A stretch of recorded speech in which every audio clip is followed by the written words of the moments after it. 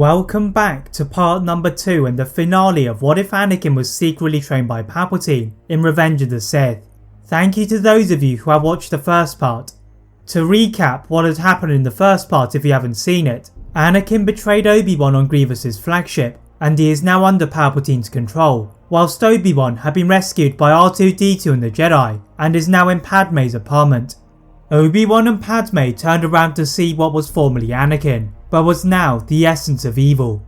Pointing his lightsaber at his old master, Obi-Wan defended Padme as Vader accused her of betrayal. As the two warriors began to duel, an errant strike from Vader accidentally struck Padme, and the senator collapsed to the floor in pain. Vader was too consumed in the dark side to notice what he had done, but a force push from Obi-Wan out of the apartment moved him back to Palpatine. Obi-Wan carries Padme to the closest medical centre with the help of her guards, but as soon as they arrive at the entrance, the Jedi receives an urgent transmission from Master of the Order Mace Windu, ordering for his presence. Leaving Padme's fate to the medical droids, Obi-Wan took his speeder back to the temple, and the council members gathered to go and protect the Chancellor from Vader. Arming themselves with the best clones, Palpatine is seated in his office alongside his guards, calmly informing the Jedi that Grievous was on Utapau and that Vader would likely join forces with the Separatists. Obi-Wan and Windu dispatched themselves to capture the cyborg, oblivious that they were walking into a trap, as Vader had no intention of leaving the galactic city. Once the Jedi had departed, Vader emerged from the shadows, having cloaked his presence from the Jedi, and together they proudly executed Order 66. Across the galaxy, the Jedi had fallen into the trap of the Sith, decimated by the very clone troopers who they had served alongside, and their torment was not over. The two Sith marched to the Jedi Temple and joined their clones to kill every single Jedi, including the most senior masters in Sin Dralig and Shaak Ti, before they go to Mustafar and deal with the Separatists. Back aboard a Republic destroyer, Obi-Wan and Windu were standing on top of the command deck when they heard the sound of hundreds of blasters clicking behind them. Windu is immediately onto their betrayal and blocks the startled Obi-Wan from the 212th Battalion before force pushing a wave of them out of the bridge. Despite the power of the Jedi, they knew they could not defeat all of the clones and cleverly sealed a variety of blast doors on their way to the hangar. There the Jedi scrambled to the closest ship they could find and descend to the ground in a trail of droid and clone gunfire. Windu decides to draw the pursuing clones to the droids, whereas Obi-Wan fought Grievous yet again. The Jedi Master would have been comfortable in dueling the cyborg had it not been for the hailstorm of gunfire launched in his direction, and after a brief duel across the levels of Utapau's unique leveled terrain, he tumbled into the chasm below.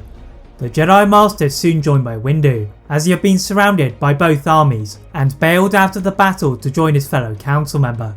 Together, they swam to the dry land, evading the attention of their attackers, who believed them to be dead, then tried to locate a nearby ship. But from above, they see the shadow of the Sith dropping onto one of the upper levels, in order to face Grievous, and Sidious orders the clones to redouble their efforts to kill the Jedi, as the droids continue to shut down.